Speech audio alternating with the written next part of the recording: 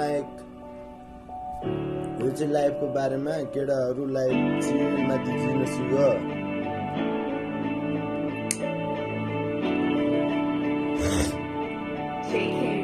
यो आमा बाउ मलाई माफ गरिदिनु, अब तिम्रो छोरोले के गर्नु पर्ने आश पनि गरिरहेको, त्यसैमाथि खासमा अब खासमाथि खास बनाइरहेको। यतातिर साथीभाइहरू पनि त्यसैमाथि ठाउँ ठाउँमा छन्। अब मैले गरिदिनु गलत कामहरू पनि त्यसैमाथि केही गलत काम गर्ने छैन।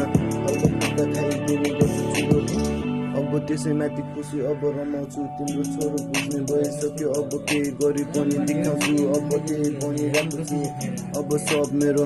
अब बाबा तिमी नै हो मेरो पराण, आमा त्यता छाडी गइन् के गरौँ। अब मैले केही गरी देखाउँछु, त्यसपछि म त घर पनि आएँ। अब केही गरी देखाउँछु। अब तिम्रो छोरोले हल्का फुल्का ऱ्याप छाडा पनि हालिदिन्छु। त्यसैमाथि त्यो शेर नमान्नु मेरो बाबा, त्यसैले मैले भनिरहेको छु। आमा बा मेरो हजुर आमा हजुर बुवाहरू हुने, अब हजुर आमा बा हुन्छ। अब हजुर बाउ अब्बुको बिटी पनि भइहाल्नु हो। अब के गर्ने मन्त्री भावनाहरू किन गऱ्यो अब त्यही छ। अब काम दाम गर्ने मैले धेरै मेहनत गरिरहेको छु। आज भोलि जन केही पनि सोचिरहेको तिम्रै हो। अब सबै तिम्रो छोरो अब सुधिसक्यो भन्ने सोच। अब केही गरी देखाउँछु अब यो ठाउँतिर। अब मैले ठाउँमा अब केही रुकुतिर आउँछु म बिस्तारै। त्यसमाथि अब म खुसी हुन्छु होला हो।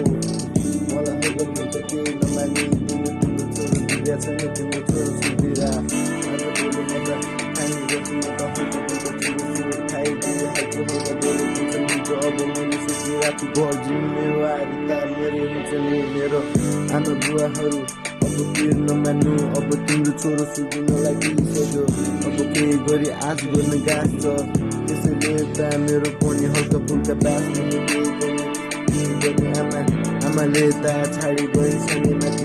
अब मैले केही गर्नु छ, अब आमालाई हुन्छ भने वापस ल्याउनु छ।